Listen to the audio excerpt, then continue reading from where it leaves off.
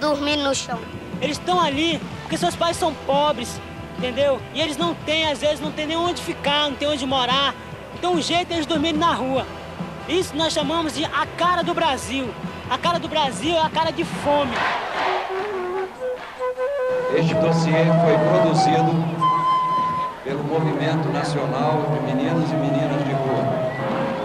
Em 5 anos, ou menos disso, no mínimo, 1.390 crianças e adolescentes foram assassinados. E que eles foram assassinados, na maioria dos casos, a tiro. Existe, portanto, uma guerra contra as crianças e adolescentes pobres deste país. Vixe, isso aí foi muito triste. Chorei tanto aí. Porque os meninos de rua não podem dormir no cobertor limpo, não pode tomar banho em casa, porque não pode tomar banho no sabonete limpo.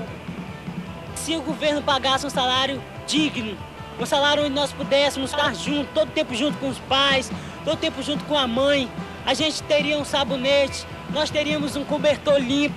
Não era preciso a gente estar tomando banho em chafariz nessas cidades. Não era nem preciso a gente estar se embrulhando com pedaços de papéis na rua. Vocês que é criança, não mate, não roube.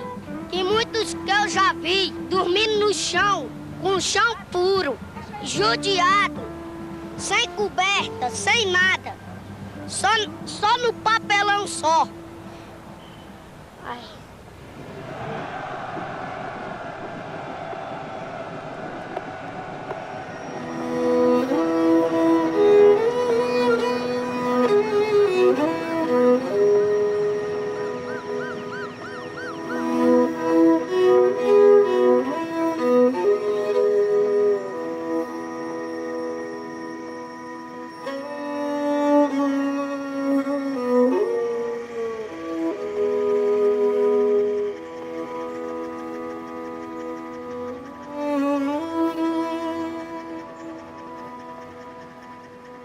E quem lutava, quem participou da resistência democrática, se um dos anseios da época era a liberdade, por que esses aspectos ligados à liberdade não estavam presentes na área de menores?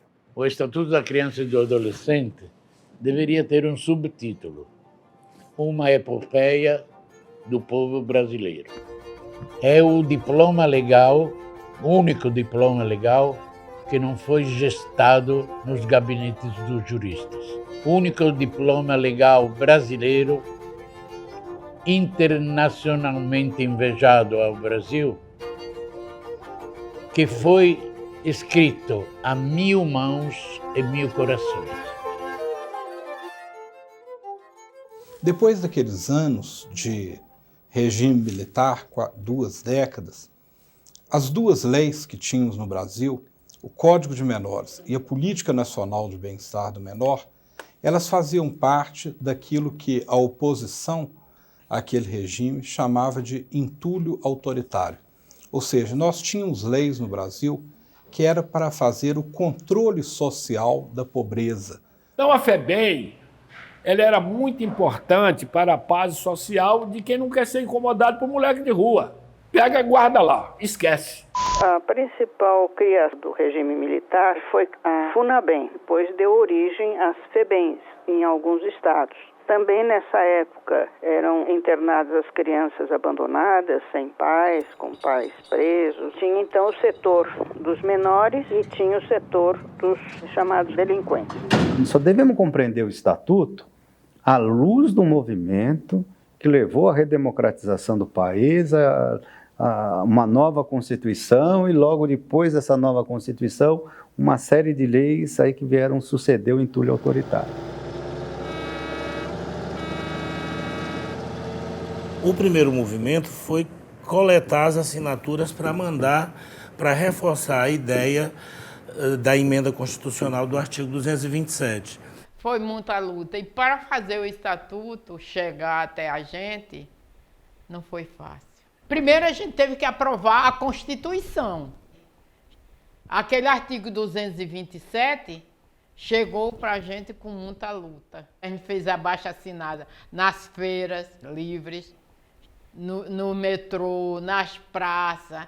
A gente pediu o povo para assinar. O artigo 227 foi a base da articulação, não só o texto ali, que foi importante, né, para o Estatuto, mas também ele nos deu a musculatura, vamos dizer assim, da articulação das entidades, as brigas também, as coisas todas. Foi ótimo. Ali a gente aqueceu o que preparou todo mundo para o Estatuto. Algumas grandes personagens se juntaram a nós. Não fomos só Antônio Carlos e eu.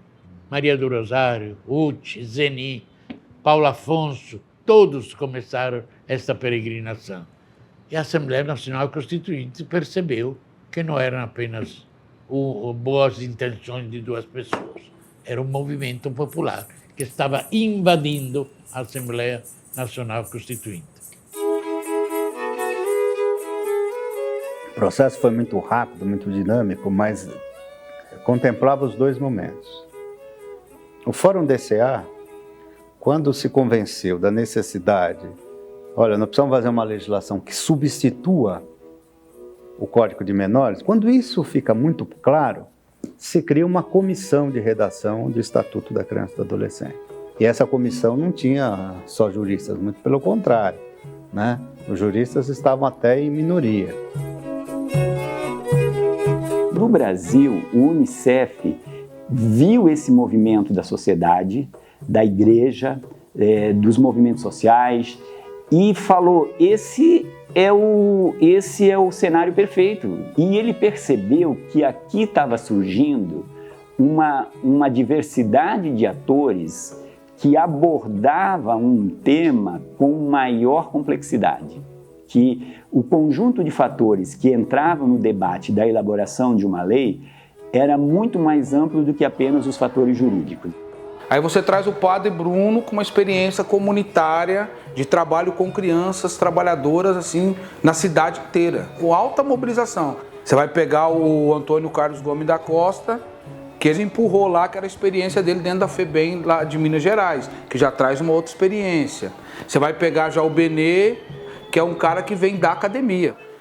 Então você traz todo esse caldo que na hora de você pautar o tema da infância ganha uma força enorme. Você não está falando, a igreja está falando. Vários segmentos estão falando. Então, isso, de certa maneira, ganha uma força, ganha uma legitimidade poderosa. E aí, o que era a coisa desafiadora daquele momento para nós do movimento de defesa, não é?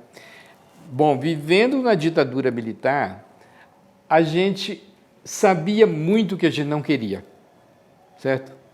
Mas não sabia como é que traduzia aquilo em proposta de lei e de legislação.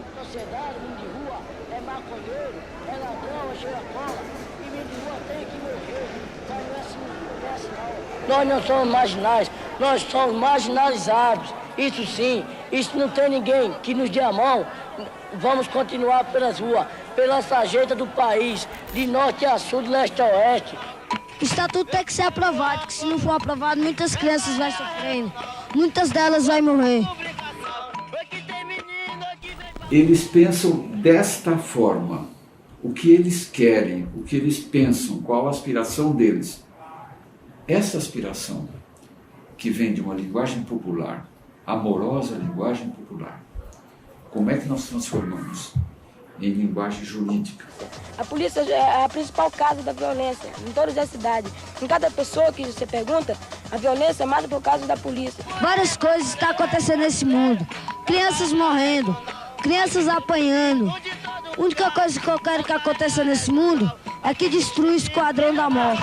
Essa é a regional. Aqui tem menino que ainda vai chegar. Então foi todo um aprendizado que era assim. Os meninos mandavam, a gente não quer que a polícia bate na gente, a gente quer que tenha aula de melhor qualidade, a gente quer saúde assim, assim, assim, assado. O caminho fundamental para que a comunidade resolva o problema do menor é tomar a história na mão. O que significa tomar o poder na mão. Né? Foi isso que se procurou, sempre levar o povo às semanas ecumênicas, aos encontros, que você vê tudo por aqui. Eles mesmo falarem. Você promove o encontro das pessoas e as pessoas se descobrem e se descobrem com poder e com força. O que o Paulo dizia assim, o oprimido precisa construir suas próprias epistemologias. Então, o movimento encarna isso dizendo, os próprios meninos têm que dizer. E aí queria lembrar vocês que o movimento de meninos Agora é Benel, é o Benel. tinha, naquela época, mais de 120 núcleos de base de meninos de rua. E eu queria dizer para vocês que esses núcleos de base eram autogeridos pelos meninos com a presença do educador, não é? Baseado na pedagogia de Paulo Freire, eles discutiam o que ia ser feito, executavam, implementavam o que ia ser feito. O mais significativo para a redação do ECA foi o primeiro Encontro Nacional de Meninos de Rua.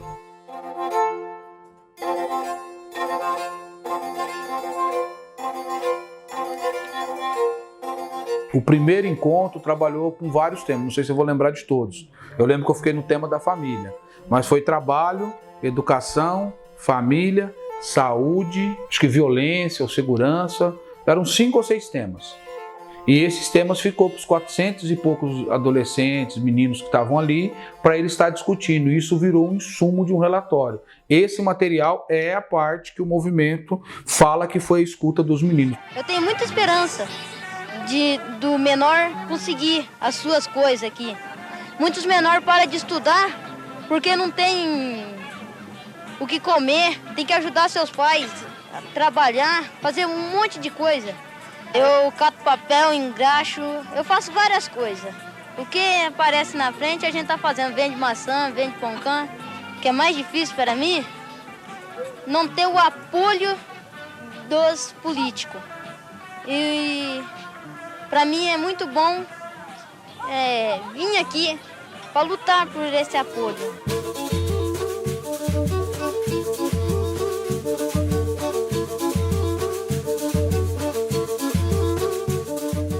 O segundo encontro nacional dos meninos e meninas de rua. Eram 800 crianças do Brasil inteiro, eleitos nos seus estados. O nome do encontro, o título era Vamos Garantir os Nossos Direitos. A cor do cartaz era verde e amarela, o símbolo do Congresso Nacional.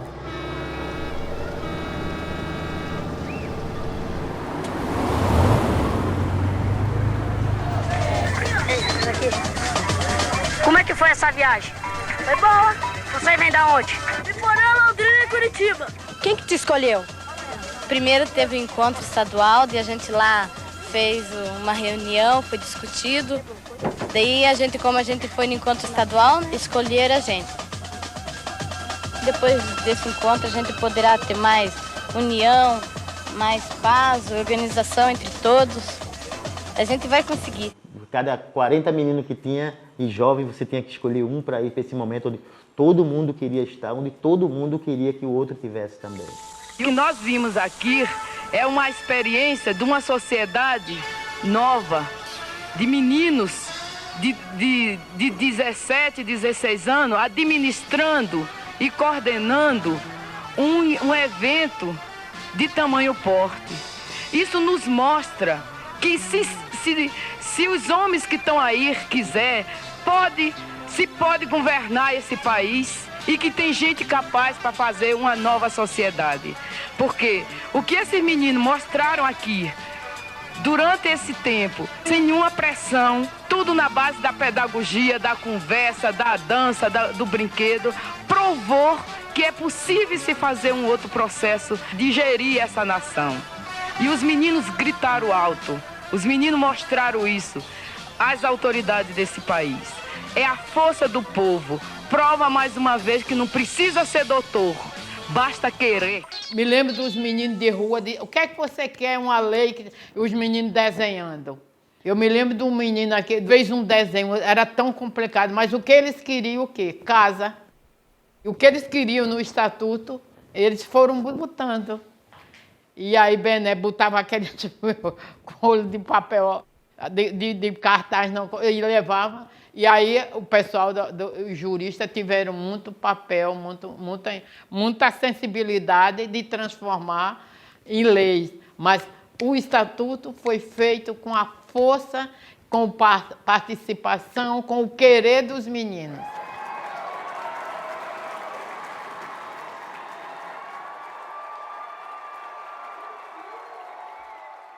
A gente tinha combinado de fazer uma votação simbólica do ECA e combinamos com a Benedita da Silva e atrasamos muito, 1h30, por problemas de saída lá e de ônibus, de reunir todas as crianças. Vocês não vão poder entrar mais porque a sessão do Congresso já vai começar.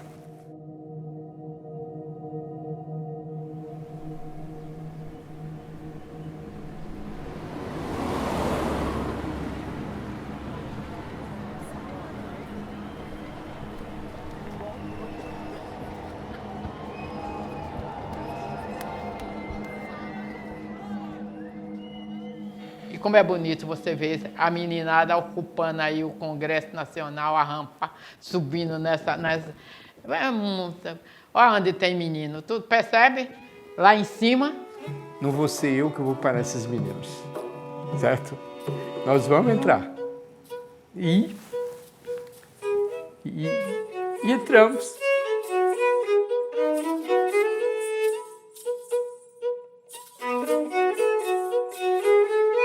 E os meninos sentaram e discursaram, se apropriaram do espaço com uma... Eu sempre olhava, quem olhava os meninos assim, com uma desenvoltura, com a estatura de quem estava conhecendo, né, o que estava falando.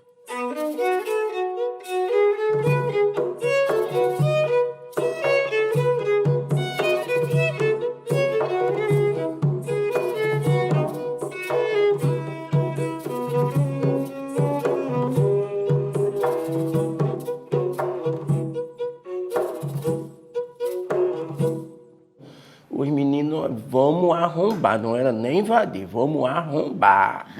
E eu, Maria, e eu estava no meio do caminho, não poderia mais voltar. Digo, oxe, eu vou junto. A gente usou a força da organização e não violência, porque quando entramos, os meninos iam procurando a cadeira e sentando, não teve briga, não teve nada, era entrar, a gente queria entrar e tomar o lugar da gente.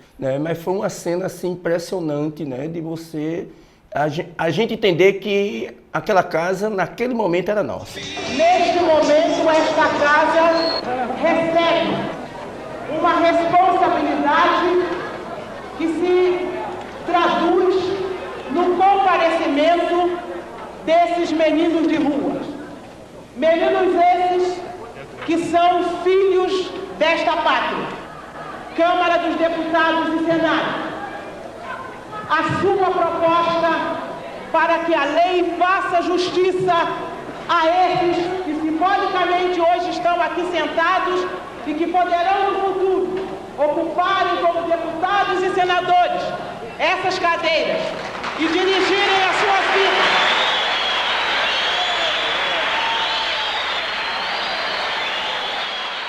Estou particularmente emocionada como quem também já teve a sua oportunidade de vender balas, de vender limão, de fazer carretos e hoje aqui no Congresso Nacional, como deputada federal, junto numa perspectiva e numa esperança de um mundo melhor para todos nós.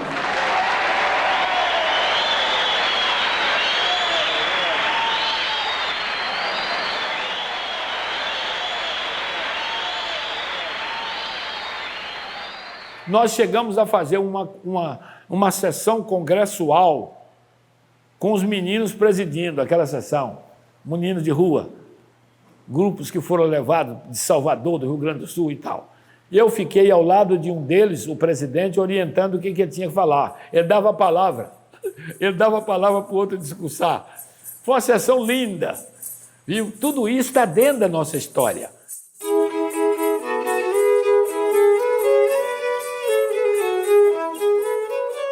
Muitas vezes se esquece que este estatuto é o filho legítimo do povo brasileiro, da participação, da consciência política, da coragem, da ousadia, da vontade de construir um país mais justo, não apenas através da criança, mas mais justo para todas as camadas sociais deste imenso país.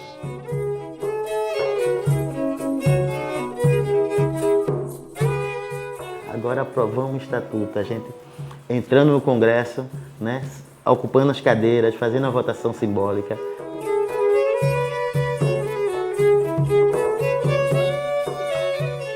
Entre 513 deputados federais e 81 senadores, o projeto do estatuto só teve 5 votos contra. Só teve 5 votos contra. Sim, a gente.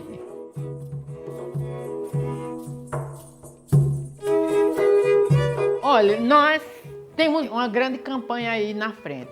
Os meninos continuam na rua, as drogas continuam aí, o extermínio continua. E nós temos uma lei, o artigo 227 da Constituição Federal, que diz justamente o contrário disso. Mas que, acima de tudo, é dever de quem garantir isso? De quem?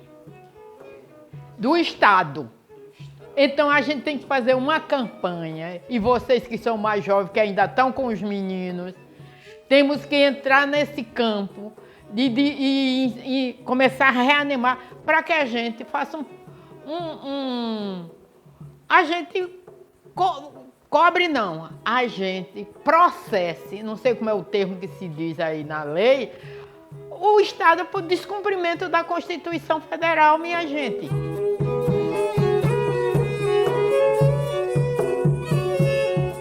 A gente lutou para ter leis, a gente lutou para acabar com a ditadura, para tirar a ditadura, que ela volta agora disfarçada, mas está aí.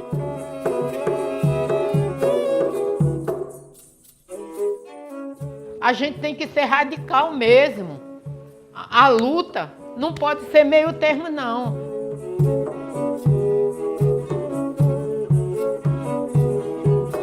Num mundo onde todo mundo tiver, não precisa ninguém roubar.